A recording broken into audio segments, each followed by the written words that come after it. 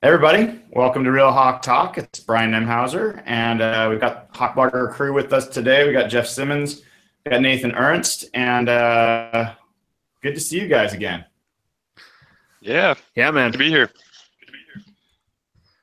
Yeah, there's a lot to talk about this week. Yes, there is. Yes, there is. Where do you want to get started?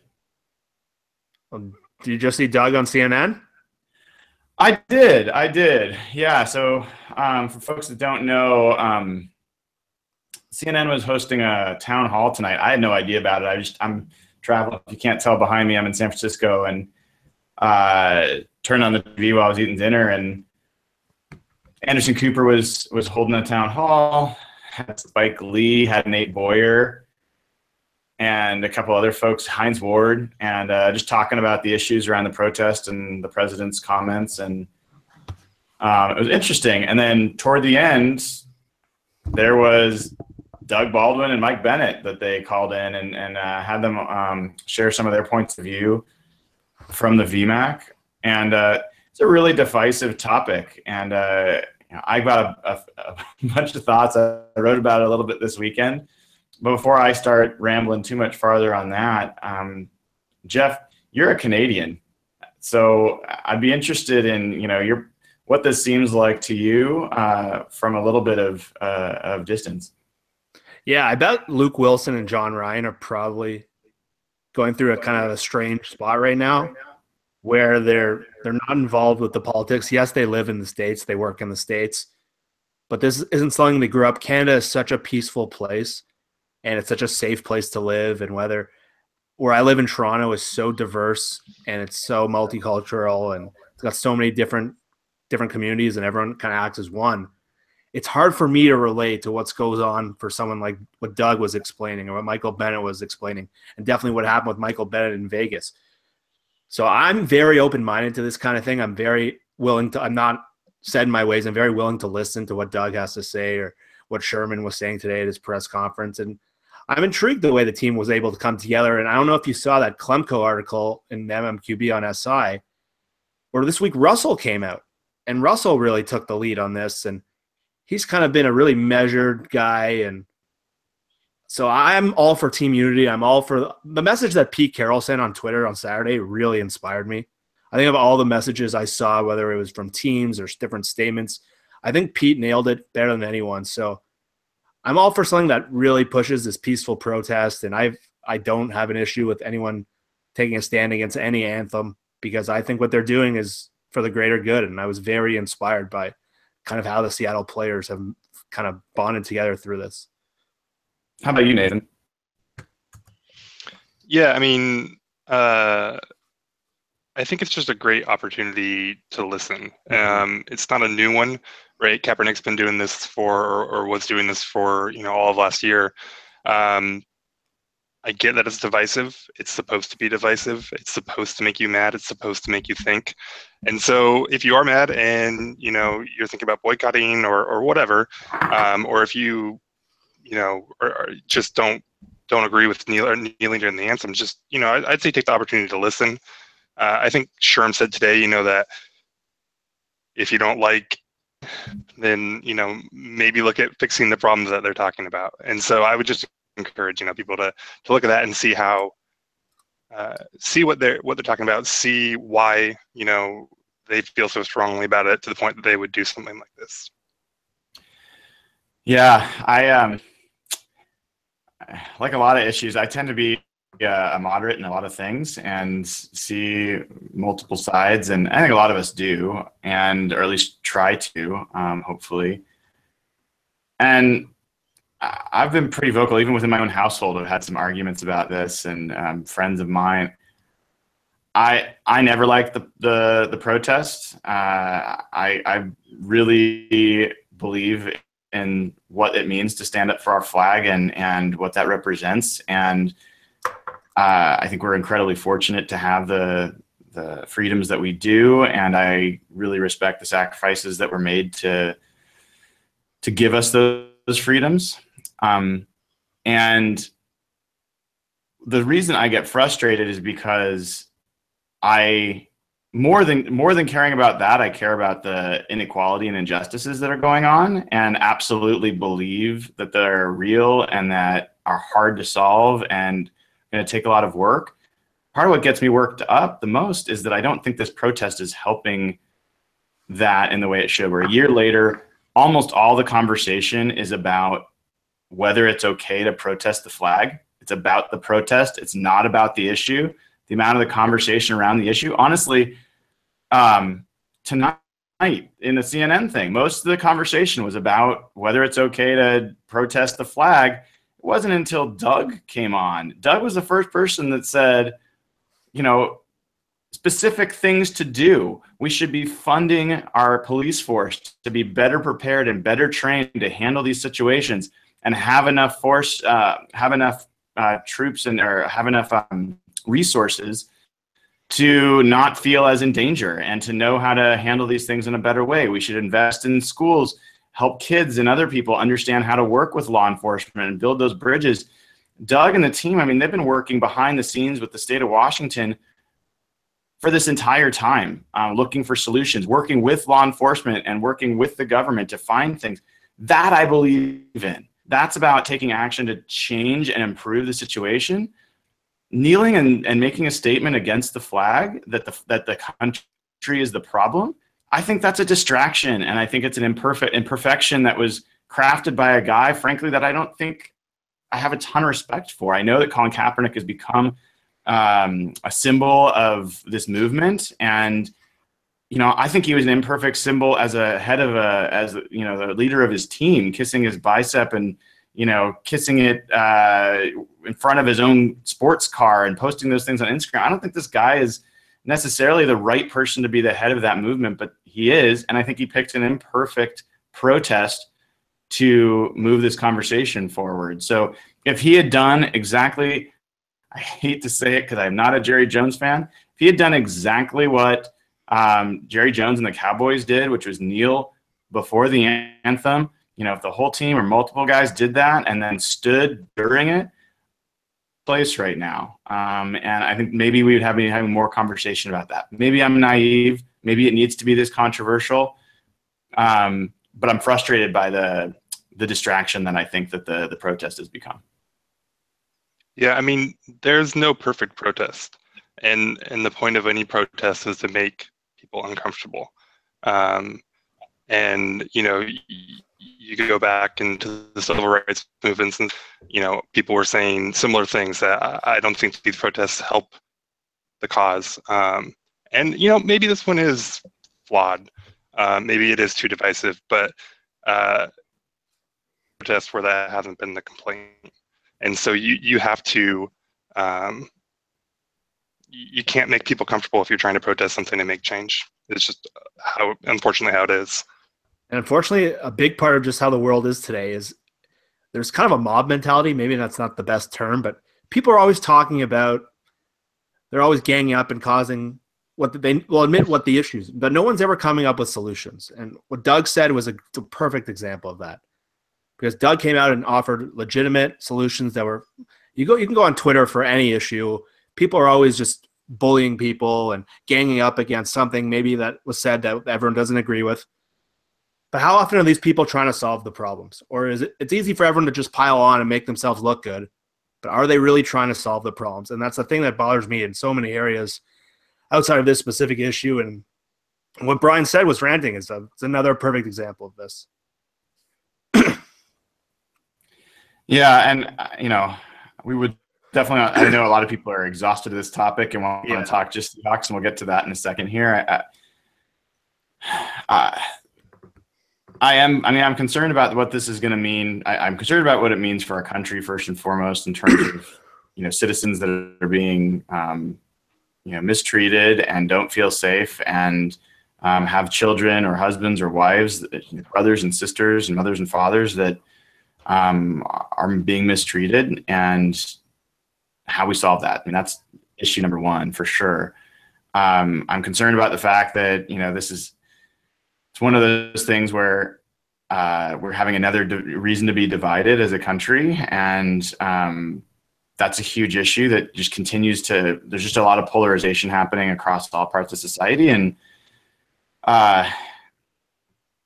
one of the things I've written about before that I love about sports, I love about it, is that it unites across all boundaries, all race, all religion, all political divides. When you put on a Seahawks jersey and you look and you see someone, you see another brother, another sister, of your team, and you just forget the other stuff for a little while and you focus on being part of something together. And we're losing that right now. And that's something I hope is not lost in an ongoing basis, but recent history suggests this could be a lasting division where being pro football is being anti-Republican or anti-Trump. And, setting my political beliefs aside, that's just a shame. I hope that's not where this ends up leading.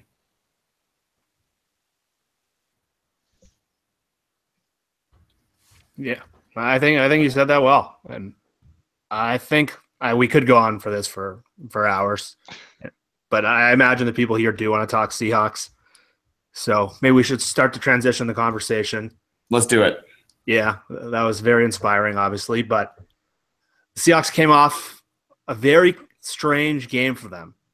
The first half looked like the classic Seahawk game where they can't get their feet going on offense, but they're doing crazy good on defense. Tennessee can't run for anything.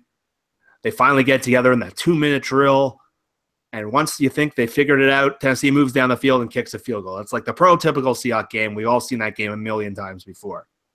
The second half goes completely bonkers. The defense can't stop anyone. They're getting blown up on big plays. The run defense totally collapses. They get a huge deficit, and all of a sudden the offense out of nowhere explodes. They pull the game back, and it's pretty much the exact opposite of the first half. So I don't know which one of you guys wants to start, but what do you take away from that game? Because there were so many ups and downs and the offense and defense totally flipped. What was your number one impression from that game and moving forward? Go ahead, Nathan. I almost just want to throw the game out. I mean, there was. Do we get to go back stuff. to one-on-one? Well, yeah, I mean, that'd be all right. If we can throw the loss out too, for sure. No, but there was good stuff for the offense to build on. There was stuff that's legitimately concerning about the defense, but the Heat, for one, they're always bad in the Heat. I get them basing that off the Chargers game a couple years ago when they had a similar showing, But that DeMarco Murray touchdown, they literally got one fingertip on him. I can't think of any other play like that in the Pete Carroll era. That was such a. I never want to go there with this stuff, but when I watched it, it looked like the defense had quit. They were just it's 108 degrees and this offense can't do anything. Screw this. I mean, and that wasn't the case. I mean, they battled, right? But it was so weird. I don't know how much you can really take away from it. It's a good team on the road. The Heat was a factory. They didn't look like themselves. They're still having weird stuff on offense where they can't click. I just don't know what to really take away from the game. Brian, how about you? I mean, where to start? Look, the number one thing I'm frustrated about with the team is they have shown a propensity for multiple years, not just this season or just this game, of turning it on when their backs are against the wall. And all of us, we've seen it happen where, they're down by 28 points in Carolina, and then all of a sudden the second half they score all these points, or they're down to their last chance in Chicago and they engineer a comeback, and they're down by a bunch in Atlanta and they come. That happens over and over and over again. And on one hand, you can say, oh yeah, the defense completely changes and that's why it happens. I'm sure that's part of it, but I can't imagine that every one of these teams and every one of these situations are the reason. And that it's not something about the way I kind of described it in my column was it's like a closer in baseball in a non-save situation. And it's, you put those players in that moment where they're used to having the adrenaline and they're used to being as sharp and as focused as possible. And they just fall apart if they don't have that. Their ERAs go through the roof. So I feel like that happens a little bit. I feel like the team needs to have some more urgency. And I start from a responsibility and accountability standpoint with Pete Carroll. Yeah. He espouses from the moment he's been here, and he loves. It's not about what you do in the first quarter. You can't win in the first quarter. You can't win in the second quarter. It's not how you start. It's how you finish. Bullshit. Like, every statistic shows different. It is absolutely how you start and how you finish. It is great that he's engendering this appeal of let's be a team that never counts itself out and can come back from anything. That's great. But that does not obviate you of the responsibility of starting fast. Like, that's crap. So worked pretty well in the Denver Super Bowl, right? Right. I mean, for all their games, like, yeah, he has got to amend his philosophy. It starts there before I talk about any of the players or any of the coordinators. It starts with Pete. He's got to determine that it's an important thing for that team to start better. It's affected seasons. It's affected games. Enough already. Like, it's got to change. Do you think there's any chance that he does that, though? Well, I will tell you one thing. I don't get a chance to talk to him that often, but I get a chance to talk to him about once a year at least. And this is absolutely the topic I'm going to be pushing. So if I have any chance of influencing, I'm going to try to do it, and I will be as passionate as I can be and as respectful as I can be. He does listen. It's hard to argue with that. He feels, I don't know, as much as I love Pete, the one thing I don't have a lot of faith in him is to make major changes to his fundamental philosophies. He's so he's all about his core principles and knowing himself, and he believes he has a way to win, and he's been successful in it too, right? Like, as much as we want to be frustrated about this, they've been a very good team. Even last year, they were a good team with all the problems they had. So I agree that there's a lot of things that you kind of, we got to adapt. They got to get better. They got to. I'm not going to hold my breath on Pete making any significant changes to how he.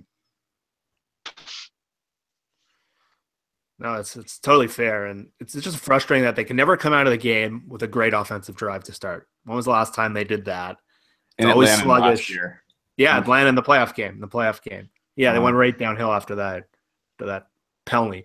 But yeah, you're right. It's just every week. For me, the biggest takeaway, and I don't know if you guys felt this, there was a ton of frustration in so many different areas, but for me, it was jealousy. I was jealous of Tennessee. That's what Seattle used to look like, man. They had those two offensive tackles that just beat the hell out of people up front. They can run the ball. They were committed to it. It totally wore Seattle down in the second half. They had a quarterback playing the old Russell Wilson mode where he can move him around comfortably. He was efficient. He wasn't taking chances. They had a clear identity of how they want to win, and it worked. And it was obviously, I'm jealous of the offensive tackles. Seattle, we'll get into that later. That's a whole other issue, but Seattle 3 games in, it's small sample size. I thought the preseason would be more of an indicator because they looked fantastic. But I can't – there's nothing consistent about this team right now from game to game to game. And whether it's the pass rush that hasn't showed up since the first half in that Green Bay game, the run defense that's fallen apart, the passing game is totally up and down. The linebacker play was a mess this week. KJ Wright was up and down, and the heat might have been a big factor. It's just – right now, there's zero consistency at any level. So it's right now, I don't know if I'd agree with that notion. I know where you're coming from, but I see there's consistency in a couple of places. I think the pass defense has been really consistent. I think the coverage has been, I would say, great to this point. I'd also say that the offensive line being pretty crappy has been consistent. And always. I think we'll talk about it, I know, in a bit here. I think it's improving, but it's been consistently below what it needs to be. I think Doug Baldwin has been consistent, and when given the opportunity, has done a lot with his chances. So I think Chris Carson has been consistent Yeah. when given the chances. I think there's. So I know you're talking at a higher Well, level. I'm not talking from a I think personnel standpoint because those are good points. I'm talking from a team standpoint. Yeah, I think Every that's fair. quarter, it seems like their strength flips or their weakness flips. Baldwin played maybe the best game he's ever played. Maybe that Pittsburgh game a couple years ago when he really broke out. But on Sunday, Baldwin was as good as I've ever seen him. He was open all game. He had 10 catches. Even if he didn't get hurt, he could have had 15 catches for 200 yards. He was open that much. But the big guy that none of us have touched on yet, and it's been a very polarizing topic on Twitter because no one was more up and down in this game than Russell Wilson. And Russell right now, when he's locked in like he was in the fourth quarter last week, he's as good as any player in the league. But the first halves of every game this season, and maybe more of the second half of the San Francisco game, until he gets into this mode where he locks in and he looks unstoppable, he's been all over the map this year. There's been quarters where he's looked fantastic, and then there's plays where Nathan points out a bunch of videos on Twitter and there's screenshots, and we've all seen these where he's missing throws. And yes, his offensive line stinks. We all know this caveat. It makes it so much harder to play. But he's missing a ton of throws that a star quarterback can't miss. There was one early in the first half. The one that really got me this week was that Doug Baldwin one in the first quarter. Doug Baldwin's wide open, streaking down the field. The guy's got a clean, perfect pocket, and Russell overthrows him. He missed Lockett in the Green Bay game on a very similar play. I don't know where you guys want to start with this because this is such a polarizing topic right now. Where are you on Russell Wilson? And is he playing well enough, even after that fourth quarter, that you're comfortable with him just as the guy that he can be that MVP kind of player that he really was 2 years ago?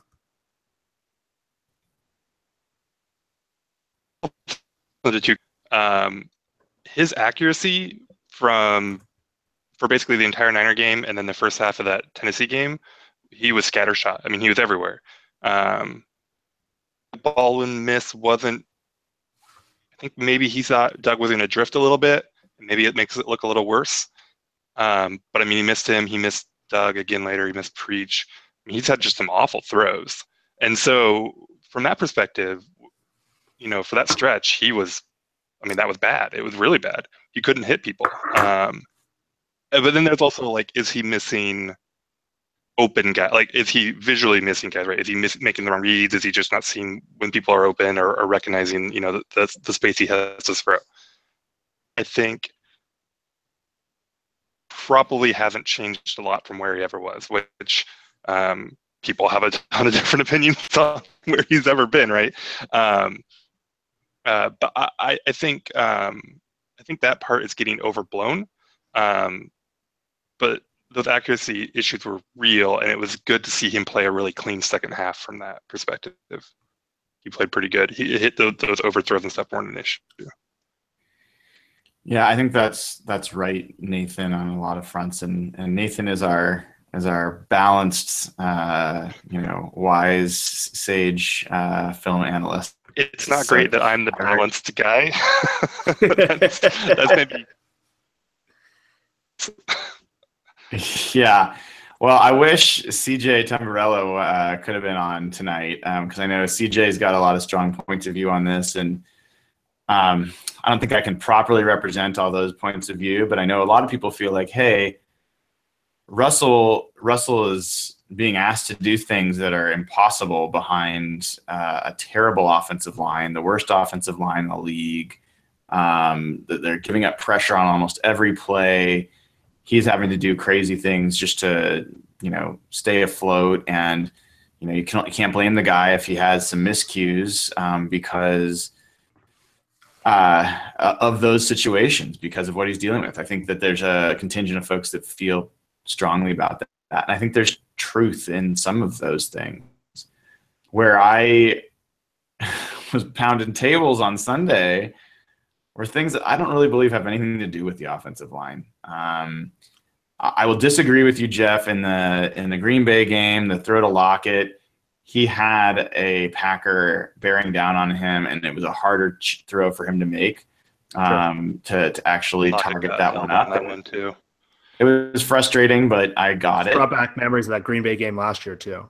Yeah, but yeah, Green Bay last year, he definitely had some missed ones. But that throw to Doug in the first quarter, I think it was the first drive, maybe even, inexcusable. There's no way that a quarterback with his caliber, with the kind of pocket he had, whether or not he thought Doug was going to be going one direction or the other, like, there's no way Doug was going to be going straight up the field from where he was. That was just a horrible throw. It wasn't close. And Russell's had a tendency to be high early in games sometimes. That's a technique thing. That's things that should be able to be done about that.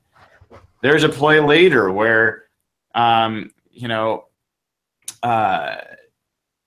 was a bobbled snap. Or it wasn't a bobbled snap. It was a bad snap from Britt on the ground. Russell picks it up, has the whole world on him in like a second, and there's nothing he can do about it. He's going to get sacked.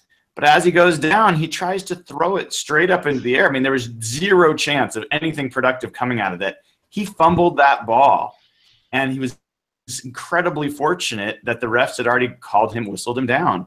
That should have been a fumble. That should have been Tennessee ball inside the 15. That would have ended the game right there. It was 6-0 at that point. There's no excuse for him to be making an irresponsible decision like that. I don't care how great he is at improvising.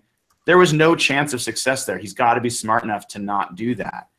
Later in the game, he missed Doug Baldwin high again on a third down that would have led to a field goal. He, on the play where he dropped straight back and got sacked for intentional grounding, I'm not the film buff. I watch these things enough, so I have some instincts about it, but I don't claim to be an expert. It sure looked to me like Russell never recognized that there was a blitzer coming and never adjusted protection as a result. And Chris Carson was to his left and didn't come across the formation and pick up that blocker. And Russell didn't seem to expect it and just retreated straight back. I saw at least 2 mistakes on that play. That was a huge play in the game. These are things that's not about the offensive line. Him getting sacked, sure, that's their problem. That's them. Him deciding to, after he getting sacked, take that chance, that's on him. And where I will continue to be different, I think, than a lot of people on the Russell is a golden god side of this is I have the belief that he can be better than he is. I think he can be the best quarterback in the game. When I criticize him for things that he's not doing well, it's not because I don't like him or don't want him to succeed. It's because I think he has more headroom. I think he can get better. And you have to understand what you're not doing well in order to get better. And, I think people are lying to themselves if they think he's perfect. He's just not. And I'm hopeful that he's now found a rhythm. He's playing the worst pass defense in, the NFL this week.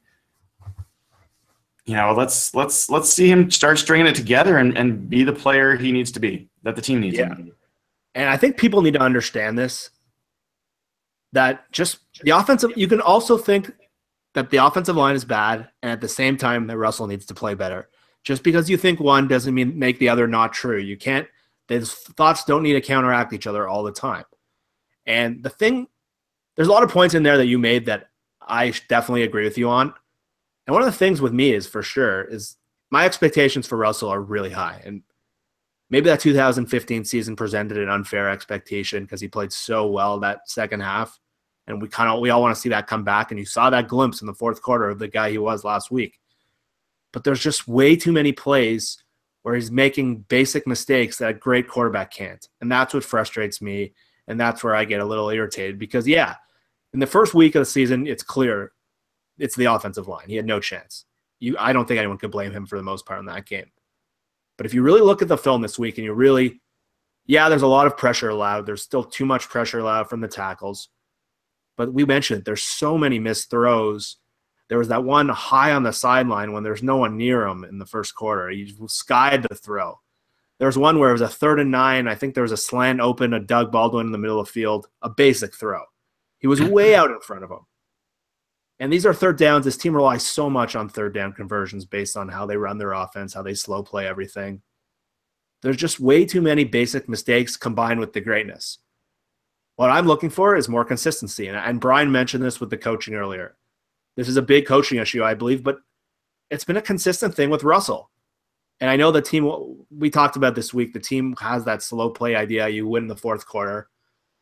But it takes, I don't know if Russell's too amped up to start the game, which is kind of strange given his personality, that he seems always level-headed. But it takes him way too long to get into that mode where it's either that 2-minute drill or the end of the half or the end of the fourth quarter where he's hitting on all cylinders. There's just way too much erratic play. And there's one play that, like, I don't know if this is on the coaches or this is on Russell. One of you guys might know better than this. Right before the play takes the grounding, Russell calls a timeout there right as the clock's running down. I don't know if that's called in from the headset. I don't know if that's on the sideline. You guys might know it's better than me. But if that's on Russell, that's a massive gaffe. That timeout ended up as a huge factor. Things like basic situational awareness, not knowing when to throw the ball away. Russell, again, makes a ton of great plays, but we just want to see, rather than the up and down, more of a straight line, because that's how good he is and that's how good he should be with all these targets. And I know the offensive line stinks. We all know this, but he's got to play better. It's as simple as that. Yeah. And let's start opening up to questions here in a second. The thing I'd say on that is the offensive line first game was not something that any quarterback could have produced behind, period. It was tire fire. Put almost none of the responsibility on Russell for that game. Mm-hmm. Second game, offensive line was a little bit better. I thought Russell was not his greatest. I didn't think he was terrible, but I don't think he was as good as this game. I think there were some throws that were there to be made. And if people want to know like what I'm expecting of him, I'm expecting that he eventually is like Drew Brees or Aaron Rodgers or some of these other players, maybe not in all the same skill set, but if he's got a clean pocket and he's got an open player, instantly hit those throws. I think he has the physical skills. I think he's got the work ethic to improve. I think that he should be able to pre-snap read to be able to anticipate who's going to be open before the ball snapped more often than I think he does. And so, yeah, I don't see situations where I've watched a bunch of games of Drew Brees playing or Aaron Rodgers or, Tom Brady's the best ever, so maybe that's not a fair one. But I don't see those guys have games where they're way off, for quarters at a time. Maybe a throw is off, but those guys are dialed in and they're pros at what they've done and they've learned it. Matt Ryan, same way. If you're asking me, do I think Russell Wilson can be as good as Matt Ryan? Hell yeah, I absolutely do. So that's what I'm looking for. I mean, something to keep in mind there, though, is like, you compared him to, and that's Mr. RELAX, right? I mean, they were so bad, I think, 2 years ago too, but last year too, I mean, it looked like McCarthy was going to get fired. And, Drew Brees, same kind of thing. He's had years where he's thrown 30 picks. And all three of those together Hall of Fame quarterbacks. And I'm all for holding Russ to that standard because I totally agree that he's – I said Drew Brees has not thrown 30 picks. I was off on that. But he's had some years where he's thrown 19, 20 picks. He's gotten up there. They're not machines, and they've had bad years. And I'm all for holding them to a Hall of Fame standard. But I think it's just, I think sometimes it's – I don't know. I don't think people get upset because you don't hear that part of it, that, the baseline here is greatness. I think that's fair. So Jeff, how about we start taking a few questions before we transition to some of our other topics? Sure. I see Jose. So we got Q&A going on with patrons, and if people want to know how they can become a patron and be able to get in the hangout. Go to patreon.com. That's patreon.com/hawkblogger. Sign up there, and you'll be able to get access to these Q&As over time. So let's go ahead and, Jose, you're going to have to unmute yourself, but you're welcome to ask your questions that I know you have. Hello. Hey, Jose, go ahead. Hey, how are you? I have two questions. two questions. If you've got the time. Yeah, go ahead, Jose. What does our running back depth look like now without CJ Procise? And also, Shaquille Griffin over Jimmy Lillard. Awesome. Thank you, Jose. I think I got both your questions. So Jose was asking two things. One, what does our running back depth look like without CJ Procise? Nathan, maybe you want to take that one. And then second one is, when are we going to bench Jeremy Lane in favor of Shaquille Griffin? Jeff, why don't you take that one? Sure. Nathan, why don't you start with the CJ question? Procise, I mean, you're just going to see more Rawls, right? And that could be interesting. It'll actually it'll be really interesting how they approach this, because Carson's the best back on this team. He's the best runner. He's probably the best pass catcher, even better than CJ there. Rawls is obviously more the pure runner. So how they decide to balance this, to lean on Carson more as a receiving back, and get Rawls more involved running the ball if it's going to lead them to pound the ball more, which I don't think is the right thing for this team. The running back depth situation is okay. They've got McKissick, they've got Lacey, so they've still got four guys there that can play. Taking CJ out of the equation does, from a run-pass balance, is to me what's really interesting, and just how Seattle will play into some of Seattle's worst tendencies, where they keep trying to establish the run and they keep getting tackled for losses and just not really getting much going in there. Jeff, before we get into you answering the second question, I want to spend more time on this one. What's your expectation on so Nathan, kind of the implication there was that Rawls would take over Procise's snaps, third down snaps. I've seen that from a couple folks today.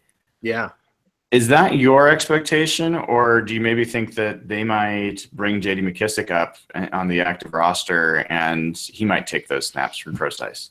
Yeah, that is more my expectation. I think almost Carson's going to get more snaps out of this. I think Carson has showed surprisingly good receiving skills. You saw it in that touchdown last week he had. He was very smooth. But I think the most part, they like having that prototypical third down back that they can use as a pass catcher out of the backfield. And I think they kept McKissick on the roster for one reason: Procise insurance. And I think that's exactly why they have him. Clearly, at first, we all thought it might have been to do returns while Lockett was transitioning back, but he wasn't active from game one. And I think they know Procise is fragile. They know he's not been durable. This is why he made the roster. And whether or not that's the most logical move, that's up for debate. But I think that's how the team envisions his role. Pete mentioned him today pretty clearly as a guy who's going to get more snaps. And I think it's going to be mostly Carson, maybe a mix in Rawls as a change of pace there. But I think the third down back is McKissick. Yeah, I have to admit that's who I'm hoping that they use there. Nothing against Thomas Rawls, but I think what they're looking for there is someone who can run receiver routes. Exactly. It's a clear defined role. I think McKissick also, something that people don't know about is, look, Dewey McDonald's out with the ACL. That was a huge loss that, most people won't talk about, but there's special teams. He's a great special teams player. They've been down DJ Alexander and Nico Thorpe, two big special teams players. J.D. McKissick's a really good special teams player, not only as a returner, but he was a great coverage guy. And I think that bringing him up makes a lot of sense. I don't see a role for Lacey. I just don't. I think he goes back to inactive, and he's going to have to deal with that for the time being. I think McKissick looked pretty explosive. I think he could be a really interesting addition to the offense if they're able to get him the ball. And we'll kind of see how that goes. Yeah, what about I wonder if yeah, go ahead. I was just going to say, I wonder if Carson catches the ball well enough that they're not going to be looking or worried too much about filling that part of Procise's role, and then you get Rawls involved. But there's a lot of ways they could go with this. It's true. I definitely thought about that as well. So the other question Jose had was around There's Lane and Griffin. It's Jeremy Lane going down and Shaquille Griffin going up. What's your thought on that, Jeff? I know it's your dream scenario, Brian, but honestly, I don't see them making changes for a while. Jeremy Lane hasn't been an issue at all this season. He got kicked out of the Green Bay on an egregious penalty. You didn't see anything in the San Francisco game. You didn't see anything in the Tennessee game. He missed some tackles, and Shaq's been fantastic in relief. Every time he's stepped on the field, he's been really good. But I think they're very happy with their setup right now, where they're going to be playing a ton of nickel defense this season. Shaq's going to get a ton of snaps. They're not going to force him into action. And then maybe towards the end of the season or next season, you transition him into that full-time starter. And I think Lane is used this year as a one-year stopgap, and I think they're very happy with their setup right now, especially where they don't have a ton of depth right now with Thorpe injured, and they didn't keep Pierre Desir, and I think that's how they're going to keep the situation going. Yeah, they're going to see Pierre Desir this weekend. Played reasonably well for the Colts. What about Nathan? I don't know if you have thoughts on. I know you and I have drooled over Shaq for a while now. Would you think that they're going to make a move at some point and push him ahead of Lane? Sure. I mean, I think he's got to earn it. And I don't mind them slow playing it. I don't think Lane's been a problem. And you see Griffin, he's making rookie mistakes. He's not ready to go 100%. Like, he's not a vet.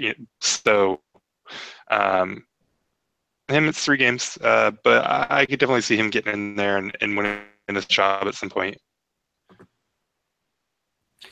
Yeah, so I'll go on the island here. I think they're making a mistake. I absolutely think they're making a mistake by not having Griffin over Lane. I've got a number of cases in point, but I'm just going to go with one of them, which is they're still not creating turnovers. They got 2 turnovers through 3 games. When I see Shaq out there, I see a guy who actually has the ability and the anticipation and the athletic skills to make those plays. The case in point I'm talking about is when he went after the ball late in that game, missed it, the guy caught it, and he still was able to drag him down by his jersey. To be able to fire your gun, go after the ball, not get it, and still make that tackle doesn't happen for a lot of corners. Like, there's a lot of things that have to be going on. They have to be thinking ahead.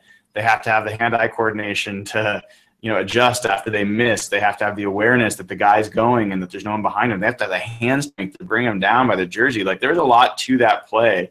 And I'm not saying it was an all-world play because obviously he didn't make the pick.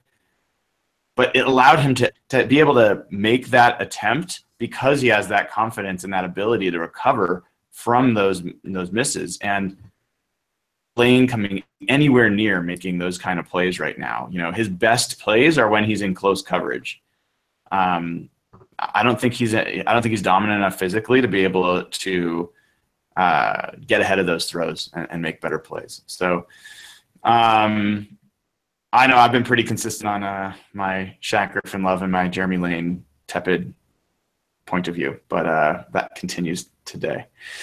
Let's go to Colin Lundstrom, one of our other patrons. Colin, let me get you onto stage here. Go ahead. Thanks. I have a question about kind of team philosophy, and I'm just thinking about, I'm curious if you guys think, is it hard for GMs and coaching staff to change their philosophy based on what they see from personnel? And I guess I'm thinking about with the skill we see that Russell has. I know we talked kind of about some of the struggles Russell has had. With the skills that we clearly see, and I don't think the Titans were slowing down. They still had blitz packages against him late in the game. I mean, it wasn't just garbage stuff. So I'm curious if there's ever a point where you think Pete and John would say, you know what, let's switch it up. Let's spend money on the O-line. It means we can't pay this linebacker. We can't pay this cornerback. Do teams switch philosophies like that? Because with this team, it's defense and running first. And, maybe they tried that a little bit. They went after Lang. They didn't get him. So I'm just curious if that may be something that could happen. There's kind of two ways to look at that. And Jeff and Nathan, you can jump in here as well. But I don't know that it would necessarily have to be a philosophical change for them to shift where their money goes on the team. I think people are being a little bit too literal in their interpretation of how Pete's talked about that and just the general state of the way that the roster is constructed right now. If they had drafted all-pro level, potentially Hall of Fame level offensive linemen and receivers and running backs in the past few years, I think that you'd have a much more even spend on offense and defense, and maybe you would have had to let go some of the defensive players to keep. If they had Taylor Lewin and Jack Conklin, instead of Riso Diambo and Jermaine Ifedi. Yeah, I think that they'd spend money on those guys. They did it for Justin Britt. So I think some of it's just where they're hitting and where they haven't. But if you're asking me, do I think that Pete's going to change his philosophy and become an offensive coach and, want to make sure that they're scoring points and not as worried about keeping people from scoring points? No, that's not going to happen. Gotcha. But I don't know. Jeff, Nathan, what do you guys think? I think we talked. Yeah, you can go Nathan. Kind of mentioned this earlier. I think Pete's pretty dyed in the wool. I don't see him. He's an old dog. I don't see him changing his tone much.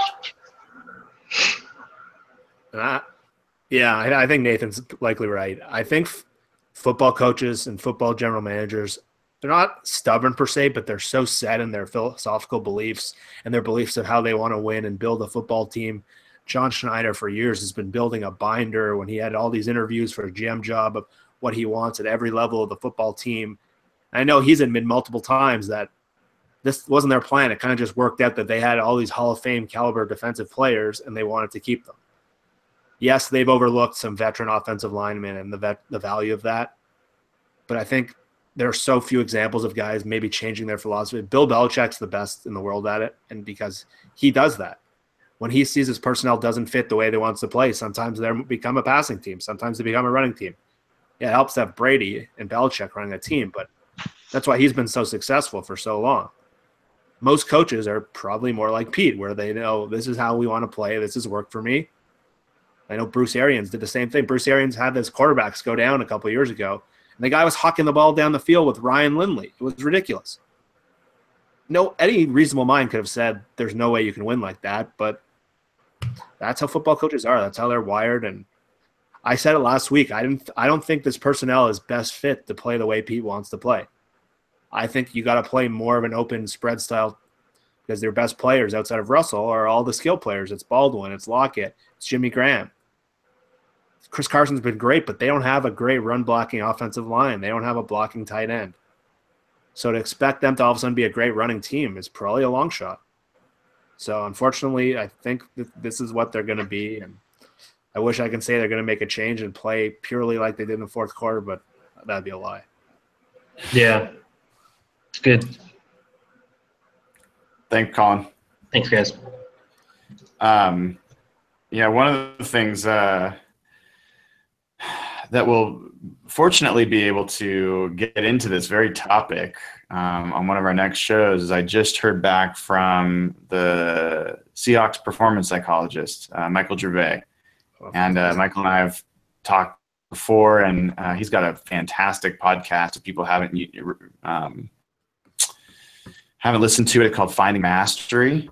And he talks to people that have just, led amazing lives and done amazing things, and ask them from a psychology standpoint how they did it, what they did to kind of realize that mastery and whatever they do. Really fascinating stuff. And Michael's going to join our Real Hawk Talk in the future. We'll figure out which episode that'll be. But that's going to be a fascinating conversation about this very thing. How do you? He knows Pete as well or better than anybody. He works with the team from a performance standpoint about how they set vision, how they shape philosophy. When Pete says, your words matter, and the philosophy sets the course, and they're very specific and careful about the words they use. A lot of that comes from Michael. And so, and that's gonna be a great conversation to kind of get into the depth of how you build an organization this way, and how you build a team, and build a mentality to match what you believe. So that'll be a fun one coming up, hopefully pretty soon. That sounds incredible. That's a great get, Brian. The players or the coaches, whenever you hear about Michael, they just rave about the guy, and he's so unique to have that guy hanging around your organization, and it's gonna be an unreal experience for us to talk to him for sure. Yeah, he and his wife are both great people, smart, and definitely recommend checking out that podcast. All right, so I'm not seeing questions in the chat pod right now. What's next on our list, Jeff? I know we've got stuff to go through. The buy or sell. I remember you want to introduce that section. Oh yeah, so buy or sell, a segment we're going to do from now and then. This is brought to you by Steam Donkey Brewery, one of our great Hawk Blogger sponsors. And if you're ever down in Aberdeen, Washington, be sure to check it out. They've got great brews. I wish I was there right now because I am brewless down in the Bay Area, but Steam Donkey Brewery is great. Yeah, so what are we buying and selling today, Jeff? Wow. All right, I sent you a couple ideas. I sent you guys a couple ideas before the show, but one of them just came to mind. And it was an idea, actually, I wanted to touch on earlier in the show. And I know Davis Sue, if you guys follow him on Twitter, was tweeting some stuff out about this today. And Pro Football Focus agreed with Davis. Luke Jokel played really well in this game from pass blocking perspective. Are you buying or selling Jokel going forward? Because he was a disaster in the Green Bay game. Or was it just a one-off against an iffy defense? You start, Nathan. I'm going to sell that he's this good the rest of the year. I might buy that he can be a good player. I think he was. I think he got a little bit of free pass in the preseason. Issues. He's had some rough games, and so it was good to see him, have a clean one. But I'm not quite ready to buy Jokel. I'm not ready to lock him up for 4 more years or anything. I am a hard sell. I do not believe I would like to, and it's going to take a number of good games for me to believe that Luke Jokel is someone I want on this team past this season and the ridiculous contract that they're paying him. Yeah, that's all fair. I just want to say he had great tape this week, and I know we need to see consistency. That's the biggest thing. But really, outside of Britt, we haven't seen a tape like that almost the last 3 years since Unger and Carpenter and Okung and Sweezy were here. So at least finally there was some progress. But yeah, we all agree we need to see more. All right, the next one on the list is obviously a big topic this week. The run defense. The run defense has given up a ton of gashing plays, and started with Carlos Hyde in that San Francisco game, and they totally broke down after a ridiculously good first half. Do you see this as a recurring problem going forward? And I know people have mentioned that they don't have quite the size. Ruben's not here this year. They've gone a little lighter. Or is this just a stretch where there's been heat or just a couple of assignment mistakes, or is this a problem? I'll take that one first. We can rotate back and forth. So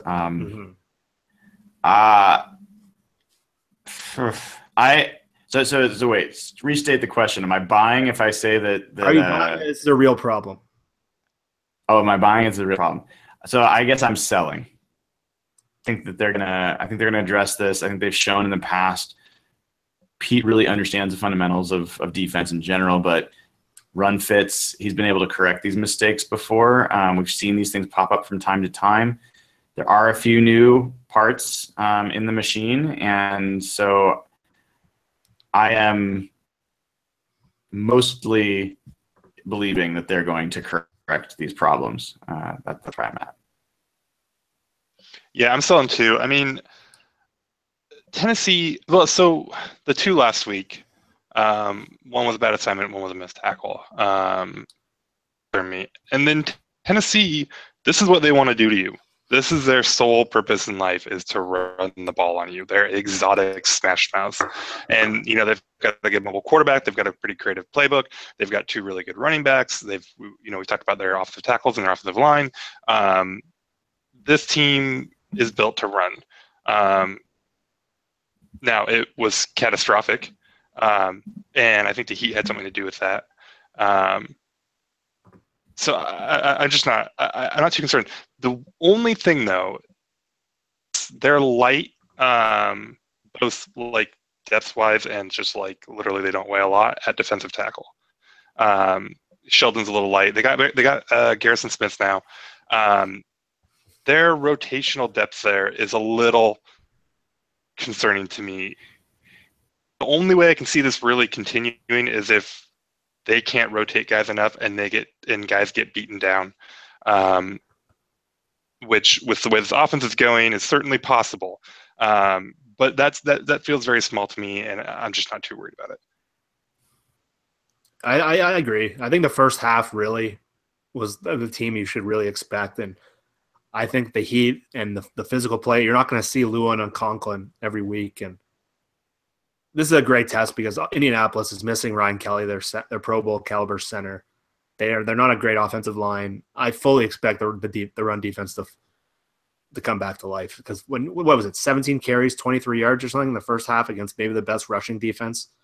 That can't be a fluke. The effort they were playing with, their run fits, I think they're just trying to figure things out. They have a couple new players, and they had an issue with run defense in their Super Bowl year in the middle a couple years ago while they were learning Averill, they were learning Bennett.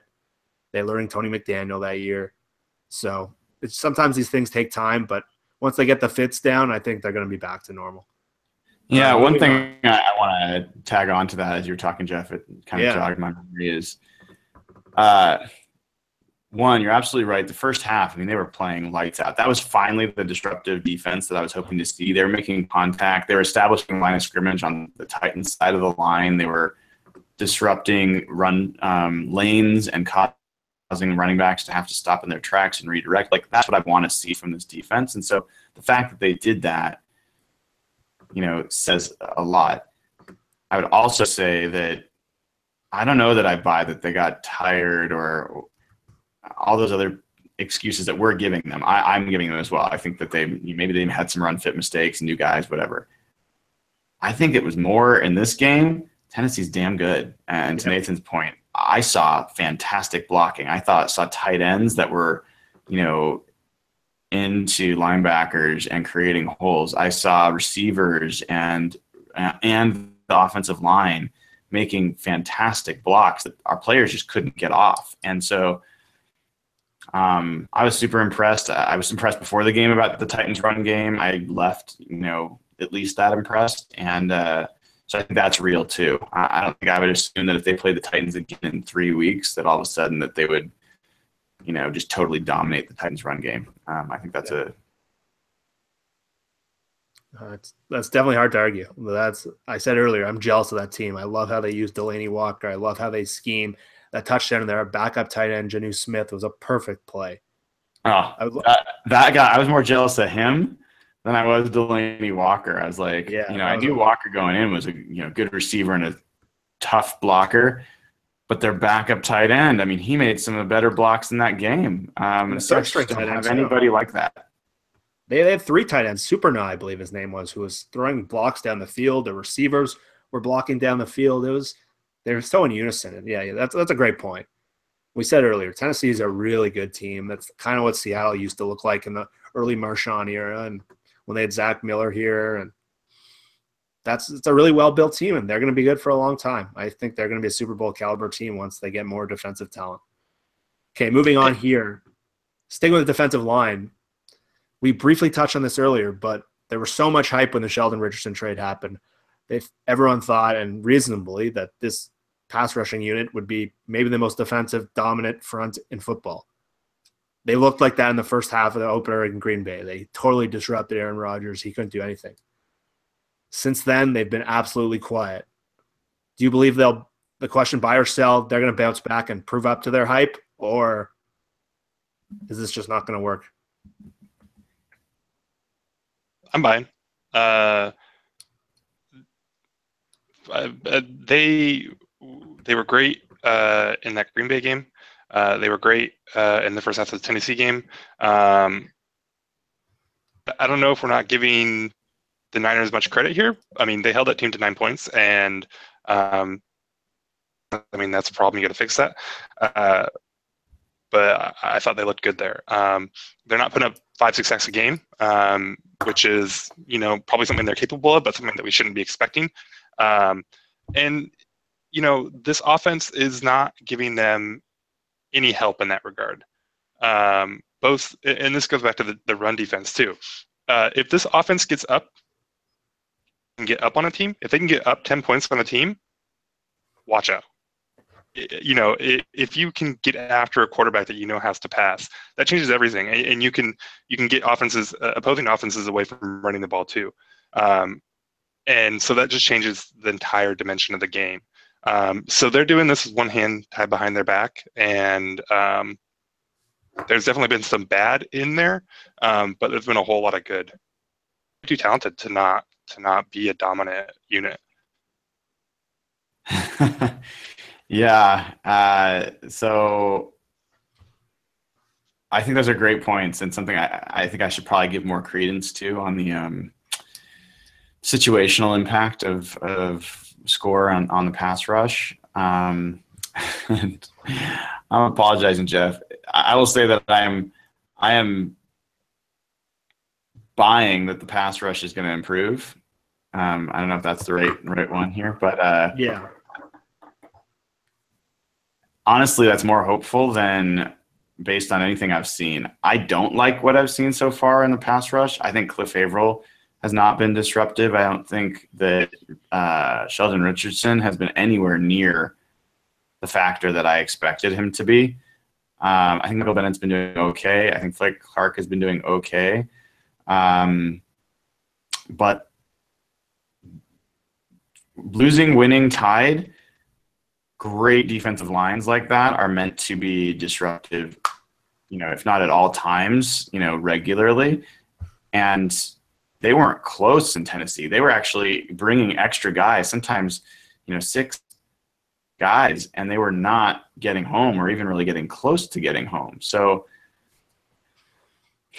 you know, I do have in the back of my mind this concern, like the Seahawks pass rush. A lot of people give credit to the fact that they got, you know, Michael Bennett and Cliff Averill, and that changed everything. I feel like Dan Quinn is a huge factor. You know, he's a huge factor on that team and coaching the defensive line and what he brings. And when he left, I'm just not sure that they've been able to recreate the same kind of play calls or scheming or teaching or whatever. And I think they should be getting more out of this line than we've seen for sure. Yeah, if there's one area I've been the most disappointed with the team, especially the last 2 weeks, it's definitely been this group. That just, when you give up a kind of pick for Sheldon Richardson with the talent they already have, I know the offensive tackles in San Francisco are really good. The right tackle is really highly graded by Pro Football Focus. I don't know if everyone knows Trent Brown, but he's had a really good start to the season. And I know the tackles are great in Tennessee, but they got guards and centers that our players should be able to beat one-on-one. With Frank Clark and Michael Bennett and Cliff Averill, I know they're playing a ton of snaps right now because they don't have maybe the kind of depth they did a couple years back. David Bass is already gone. They brought in Smith to be more of a run stuffer. But Sheldon Richardson, I'm with you. I expected – it's still early. He's still learning. But I haven't seen enough of him penetrating into the backfield and dominating the interior of the pocket. The first game – I thought he was fantastic. He was drawing double teams. He was taking them on. He was opening up holes. He drew 2 holding penalties. I know these guys need more time at home. Their speed off the edge and their speed up the middle is a big difference. But I think they had 1 total pressure last week, if I'm correct. And I think it was Garrison Smith on 5 snaps. I know Tennessee had a great line. I just mentioned it, but they need to be better. They need to be dominant. There's so much money, and there's such an important part to how this team plays. I'm buying that they do get better because they can't get worse than what they were last week, but I've been really disappointed. These guys need to be better. There's too much talent. There's too much money. And there's too much skill. And I know that some of their guys are older, but when you have got those 4 guys on a defensive line against a Brian Hoyer, you gotta affect the passer. And I expect them to see it against Jacoby Brissett this week, against a weaker offensive line. But I need these guys to be better and to be fast. Okay, moving on. Let's go to the offense here. We haven't touched on that in this segment. CJ Prosise being out for again. We're all sick of these injuries. We all had big expectations for him, and you see the flashes. You saw that deep ball down the field at the end of the first half that really keyed that drive. Is the team that much worse off without Prosise? Buy or sell? Nathan, I know you touched on this on Twitter. Sell on CJ Prosise? Yeah, we can do it. Overall, we can do it. CJ Prosise, buy or sell? Let's change it. I'm a buy. I don't get why everyone's so like. Yes, the guy gets hurt a lot, and that sucks. And maybe he doesn't pan out. But when the guy's been healthy, he's made a play in almost every single game. You don't sell those guys. You wait it out. He was a 3rd-round pick last year. It wasn't like 4 years ago, and he's just been screwing it up this whole time. He's had injury issues, and there's no doubt that's a major concern. I wouldn't build my franchise around him or count on him, but I'm not getting rid of the guy. And maybe if J.D. McKissic comes in and he does what Prosise was doing and more, and he's durable, then maybe you sell. But I'm not in any rush to get rid of CJ Prosise. Yeah, I mean, there's no reason to be looking to get rid of him. I'm a little mixed on him overall. He's definitely done some good stuff catching the ball, but he's not been a particularly good runner. So this team, for better or worse, likes to run. And I think he's probably left some yards out on the field there. Nothing Eddie Lacy like, but he's not great there. So, definitely don't want to get rid of him. I'm buying him for the rest of his rookie contract. But I don't know how much his absence will hurt the team. And I don't know what he's really going to become when he fully kind of develops. Yeah, I think you have to use him just purely in a specialized role because you can't count on him as an every down player. He's not durable. He's not physically built enough to do it. And when he's being used in a specialized role, it's perfect. You see how New England uses those 3rd down backs, and they move guys around, and they have so many different guys. That's probably the best use for him at this point, based on how much he can stay on the field. And unfortunately, it's a lot to ask from a 3rd-round pick because you're expecting more of an every down player, more of a regular contributor. But the health issues are just overshadowing all the talent. And I'm not selling the guy. You got him on your rookie deal. You might as well keep him, but this is getting to the point where it's just like every time he gets injured, I'm almost rolling my eyes. I think we're all feeling that way. Yeah. If you want a little glimmer of hope there, it's that there's some time to train this off season, but it wouldn't shock me at all if he realizes again that he's got to change his regimen, what he's eating, how he's training. That he comes back next off season more durable. That does happen. That guys learn along the way that 3 or 4 or 5 year veterans make those types of changes sometimes, and maybe he'll do that. And if he is durable, if he becomes durable, I don't think anyone has problems with how he's producing when he's in there. I mean, he's definitely made difference. So, yeah. All right, how about this one? We haven't taught too much on the offensive line, and pretty much Pro Football Focus grades all the players. Right now, 72nd out of 72nd, I think, capable tackles or qualified tackles is Reese Odiombo. I know he's out of position probably. He was not expected to start. George Fant was. Buy or sell, the team should replace Odiombo at left tackle with maybe Tobin or maybe Jokel and move it around. Buy or sell that they should replace him in the starting lineup. Buy. Hurry up and take my money. It's the same thing with Glow and Ibushi. why not try it? Are you how much worse are you really gonna get? I don't see any reason for this team not to be throwing something up against the wall there. I hope Isaiah Battle's getting, a run at it. Like it's really bad, and unless you're trying to save face on a 3rd-round pick, which I'm not insinuating this team would ever do. I think that's what you are doing. There's no reason to continue to, pencil him in as a starter. I mean, he may earn it, and that just may be where they are. And I don't think we'll ever really know on that, but should be trying everything. I'm selling. I think that you asked Nathan, what do they have to lose? Well, they played 3 snaps without Reese Odhiambo on Sunday. Matt Tobin came in, and in those 3 snaps, he gave up a hit on the quarterback. So, and Matt Tobin got the worst pass blocking grade that Pro Football Focus has ever given a player when he was playing guard for the Eagles. So perfect Seahawk. Exactly. The perfect Seahawk left tackle. Yeah. So, it can get worse, as bad as we might think it is. I think that Isaiah Battle, I'm not holding out any hope for that. Now, if you want to up-level it to, hey, are the Texans going to get desperate to move Dwayne Brown because he doesn't want to play for them? And, should the Seahawks absolutely consider mortgaging some things and putting themselves in a bad spot to do it?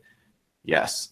Yeah, buy on that. I can buy on that. Yes, they should. I think that old Seahawks fans will remember a time back in the Holmgren era when the Seahawks signed a right tackle, and his name was Chris Perry, I believe. Yeah. They already had Walter Jones on left side and Steve Hutchinson, but when they added Perry, it changed everything. Just like the whole offense took off.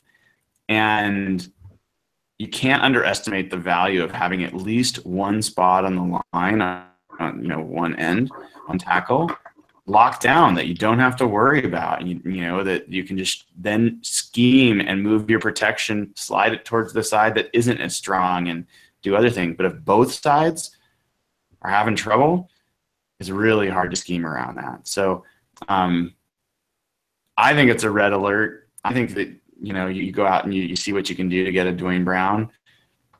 I don't think it's likely, but I would definitely do it. I don't think anyone in this thread or in this chat would argue that at all, because to get a pro. Yeah, okay, Nathan, take it away. Let's go. I don't know if I'm trading Jimmy is all. Like, yeah, get Dwayne Brown. Absolutely, he's a good football player. I don't know about trading Jimmy. Not for a left tackle, huh? Nah, I mean, like, middle of the year, like, he's not even playing. What kind of shape is he in? Great. I mean, Dwayne if you can put Brown the 5th-round pick or something. Every burger in and out, like Houston outlet, and not gotten out of his chair for 6 months, he would be a better left tackle than what the Seahawks have right now. That's true. Well, that's not saying much. Yeah. We're setting the low bar. It's a really low bar, dude. Yeah. I mean, like there's like the little mice can step over this bar. That's how low it is. Yeah. It'd be the reverse Graham trade all over again. I would love every second of it. I just don't see it happening. I'm with Nathan's probably right. It's probably just not realistic at this point of the season, but just the idea of replacing Odhiambo with Brown, and even though from Jimmy to maybe Luke Wilson's a massive drop-off, I think that move at left tackle would make you so much better in so many ways. I don't know why it's so unrealistic. And yes, I'm not in the know, but he's played in a zone blocking scheme his whole career. It's not like he'd be changing from like a man blocking power scheme to zone. And Oh, it's realistic from Seattle's point of view. I just don't know if it is from Houston's. No, I was just saying, like, there's Nathan, I think, talked about in the past that, he'd have to adjust the team mid-season, and would he be able to pick up the offense? And the cable zone is not your typical zone. Wait, you mean that 5 guys on the ground? He's going to have to teach him how to blocking his own players? Is that what you're implying? Yeah. I mean, I don't know. Maybe it's realistic. It's definitely more realistic for Seattle than Houston. Yeah. I don't know if Houston can try to incorporate but I mean, if you're Houston, you can maybe get Jimmy Graham for Deshaun Watson to throw to. That's not all bad either. Yeah. All right. Give Dwayne Watson his new the new quarterback a key target to add to DeAndre Hopkins. It makes perfect sense. All right, let's get Rick Smith, the GM of the Texans, on here and sell him on this. This kind of makes sense. Hammer it out. All right, just to wrap up this segment, we'll end off on one more. And I don't want to spend too much time on the Richard Sherman 3 penalty thing, but I imagine we'd all have probably strong opinions on that. But to me, the more interesting thing was Cam Chancellor's comments after the game, that all the bickering that they've done, maybe it was from Sherman's hit on the sideline on Mariota too, that led to a little kerfuffle, that the team's wasting energy bickering with the other team. It's hurt. He mentioned the same thing after the playoff loss to Atlanta last year. They've had their issues when adversity hits. They get chippy, and do you buy that concept, or is that kind of nonsense to you? It's kind of nonsense to me. Mm-hmm. I mean,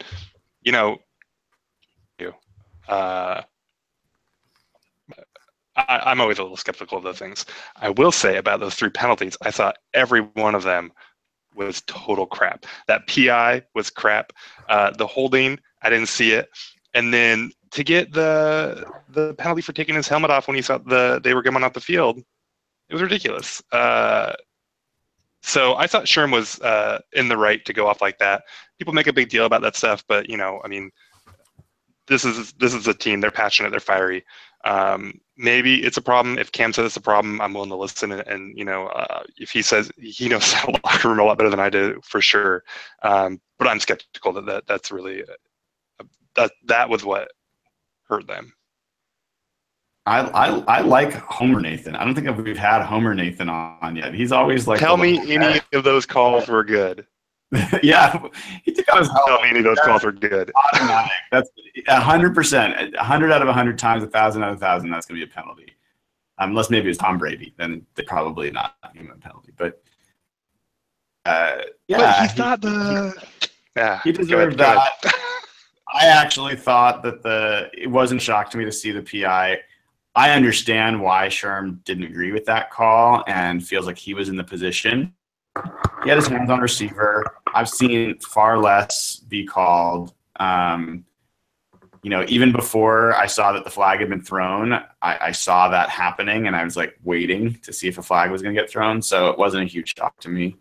I definitely didn't see a hold. I don't know what the hell that call was. I mean, his hands were in the frame. He pancaked the receiver, like whatever. But anyway, to your question, Jeff, I don't think Cam was really talking about energy and whether that's really what's going on here and that it wastes energy. And I think he was basically saying, like, enough. Like, you're hurting the team. You're not helping. It's really what it comes down to. It's him focusing on what he wants and what he needs to get off his chest and, whether he was wronged, as opposed to just making sure the team's taken care of. And there's no one who respects Richard more than I do. I know what kind of person he is, and he's smart, he's talented, he's focused, he's eloquent. But he also, I don't think, has ever been wrong in his entire life. And I know other guys that thing, and so I know people like that as well. I think it's a personality flaw, and the way I would hope for, employees I have and kids and other stuff that I'm kind of responsible for at times, I hope for him to grow past that, and to find a way to express himself without needing to always win the argument. It's not a win-loss kind of thing in some of those situations. So I think he's got some growth left, and I think he's hurting the team and how he's handling those things. I think he's not helping himself. And his I outbursts, understand why his though, teammates are frustrated. Yeah, but I feel like it's easy to see the 3 penalties and think that they were somehow related to his outbursts. His outbursts weren't related to the penalties at all. The PI, which was I get why they called it. It was a bad call. Yeah, the holding, okay. And then he took his helmet off, which you can't do that. I guess I understand why he did it. Point. He took his helmet off because he thought the play was over, and then he saw the flags and said, "How?" So all that penalty yardage that they gave up didn't have anything to do with him going after the ref afterwards. And maybe going after the ref afterwards exerted some energy. But they came back to him. They came at him 2 plays later, but that was the smallest of windows that Mariota fit that ball into. Like I thought for sure Sherman had it. I was shocked that he wasn't able to break that up. And the defense stiffened, and I think they only gave up a field goal, right? They didn't give up a touchdown on that drive, did they? No. I mean, I don't know you guys, but when Charles Davis was like, they should go at him right now when he's not in focus, like I was like, yes, please do it. Yeah, they don't know Sherman very well, do they? Now is the time. He will pick off the ball if you go after him right now. Like 100%. That is not who Sherman is. He had a pass breakup right after that, I remember. And because people on Twitter who maybe don't see Sherman every week were going crazy. And they're like, oh, Richard being a thug again. And I'm like rolling my eyes, can't take it anymore. He breaks up a pass. And I don't know. I love it. I love what Sherman does. I love how mad he gets people and how frustrated he is and how people go crazy over his antics. I don't know. He's the kind of guy you just love having on your team. And maybe if he's on a different team, we might see it differently. But I love his passion. I totally agreed with him too. Maybe you don't take off your helmet there because it's against the rules, but you should see me in softball when the ump screws up the call. I'm screaming at the umps. I'm yelling in their face. And if I'm an NFL player and they screw up 2 calls that change an interception, I can't criticize the guy because I'm not the best with umps and refs. So I'm gonna give Sherman the okay on this one. But I think we want to move on from this right now. I think that was a pretty interesting segment. We all agreed on most stuff, but we've been on for a while now, and I think we want to shift the conversation to this week's game. The Colts are coming to town without Andrew Luck. On paper, they have maybe one of the younger rosters. They're going through a rebuild, and in terms of talent, they're one of the least talented teams in the league, mostly due to a inept run of drafting, which I'm not going to waste our time on right now. Executive of the year. Let's stick on the Seahawks perspective. I can rip on the Colts for hours. I got a lot of material on them. But what's the number one thing you want to see this week? More than anything, whether it's the offensive line, whether it's Russell, whether it's Chris Carson, or the pass rush. What's the number one thing you need to see for you to feel good about where this team's progressing? I'm too greedy to do one. I'm going to be a 1 and a 1A. I want to see here Russell. I want to see Russell continuing where he left off last week. I don't want to see any interruption. I just want to see him start the game and play a full Russell Wilson game through and through. That's number 1. 1A is I want to see a pass rush that gets home. Like those 2 things. I'd be super happy. I just want to see a consistent game from start to finish. That Niner game, you take a couple of the drops back, turn a couple of field goals into touchdowns. They probably end up winning that game something, low 20s to 9. Nothing crazy, nothing overly dominant. They don't need to put up 50, although they should be able to do that. I just want to see him come out. I want to see Russell stay consistent. I mean, the way they play offense is always going to be a little herky-jerky, but, Seahawks offense, pass rush, get after it a little bit. If they could not let Gore rip off a 40-yard run, that'd be fantastic. Just go out and play a good 4 quarters of football. Yeah, I would love to see the Seahawks just beat the crap out of some team. I don't know if that's the best term, but I just remember that Monday night game against the Saints a couple years ago and that Super Bowl run where you just realize the Seahawks are just way more talented. They're way more physical than their opponent. I don't know if they have that in them like they did with New Orleans, but I just want to see what Nathan's saying. Start to finish, just show we're a lot better than these guys. And none of us have much hair left, and probably from watching all these stressful Seahawks games the last Pete Carroll years. And I'm just tired of these games where it's a roller coaster. It's 6-3 at halftime, and you're waiting for the fourth quarter for them to get out of these holes that they've created. I want to see them just roll through a team, and this is the kind of team you would. You got a backup quarterback. You got really no dominant defensive interior rushers, no outside edge rushers. Other than T.Y. Hilton, there's really no dominant players on this team that should really blow these guys up. I just want to see Seattle enforce their will on someone because they're too talented to be straggling around every week. Amen, brother. If they don't do that, yeah, that's when the alarms come out. It's gonna be frustrating. So, yeah, and look, I think the Colts have more going for them than people realize. I think Jacoby Brissett's a decent player. I think that T.Y. Hilton's definitely a good receiver. Yeah.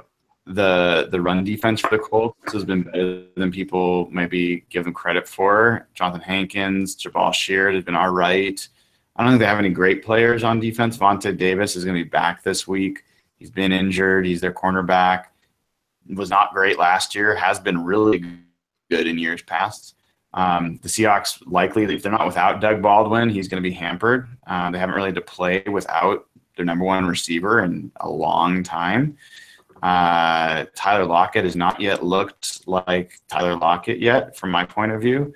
Maybe he's just not getting the chance. But like in 2015, before he, went second half of that season, he was almost as unguardable as Baldwin, and he was just such a key part of that offense, being explosive, and need to get back to him.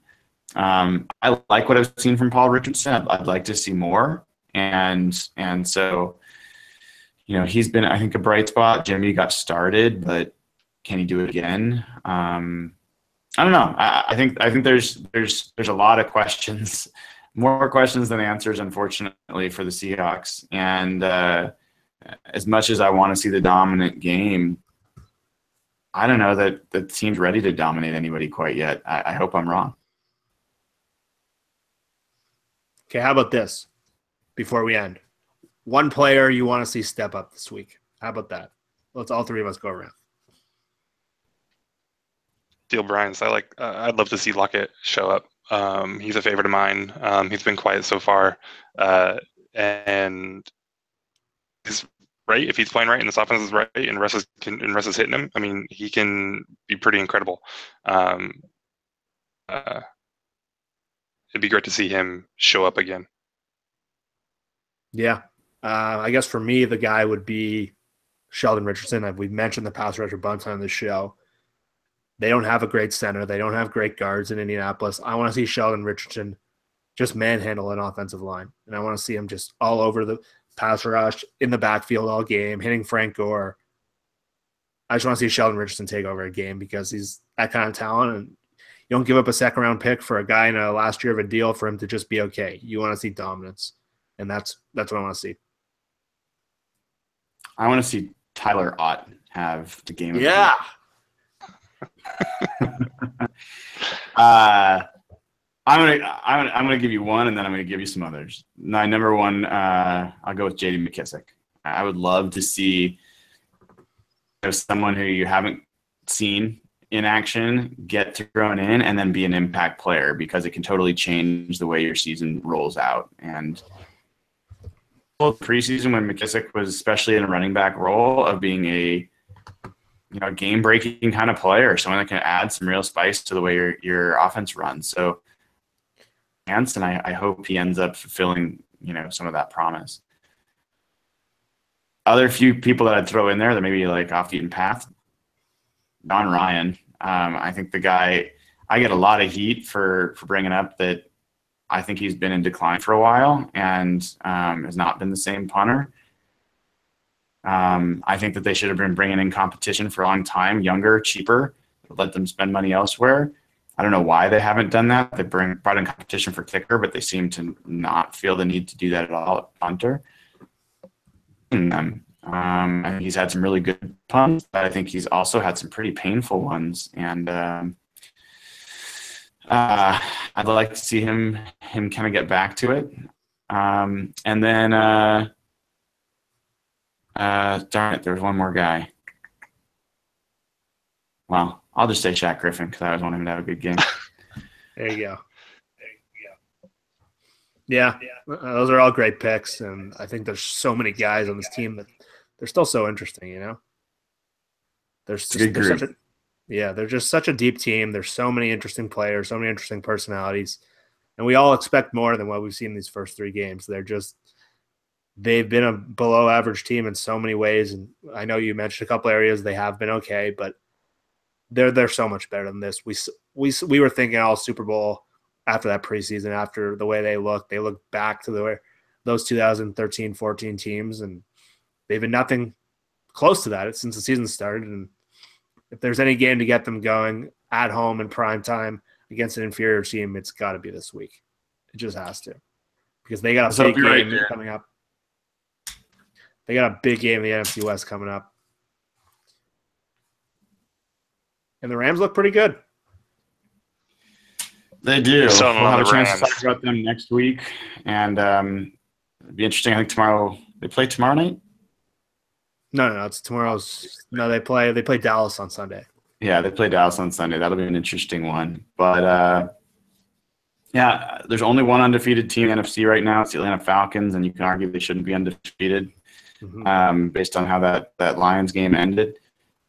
And there's a lot of parity going on right now. So that's a benefit the Seahawks have. I don't tend to look around. I tend to look at how the Seahawks are playing. I think the Seahawks could easily be 0-3, and that's real. And we have to kind of face that and know where we are where they are as a team. But I also still believe they have more talent in their starting lineup than any other team, and they've been there before, and they have amazing men on that team, both in the coaching staff and on the field. And they've shown time and again that they've been able to climb out of holes. So let's hope this is as deep as this hole gets. And we're talking about building skyscrapers coming up here real soon. Yeah. Okay, guys. That's it for tonight. I think that's it for the night. Thank you, Nathan, for doing it as always, and Jeff for hosting. And thanks, everyone, for joining online and in the chat. We'll definitely keep doing these Q&As. We're going to get some more guests back on. Appreciate you guys hanging with us. I know it's been a crazy couple of weeks for me, so it's been a little harder to plan for these things. Keep trying to have them Tuesday nights as much as possible, and where need be, we'll move them around. But sign up at patreon.com/hawkblogger, be a patron, support our sponsors. And I would be irresponsible if I didn't tell you, Monday through Friday, buy an 11-inch Pagliacci pizza, get a second one for free if you use the code HawkBlogger.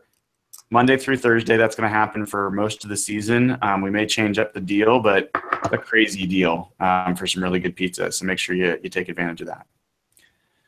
All right, guys. Don't forget to subscribe. Oh, subscribe. Thank you, dude. Subscribe to the friggin' YouTube channel, of course. Please do that. Click it down there. Yeah. All right. Good night, everyone. All right, Jeff, Nathan. Talk to you later.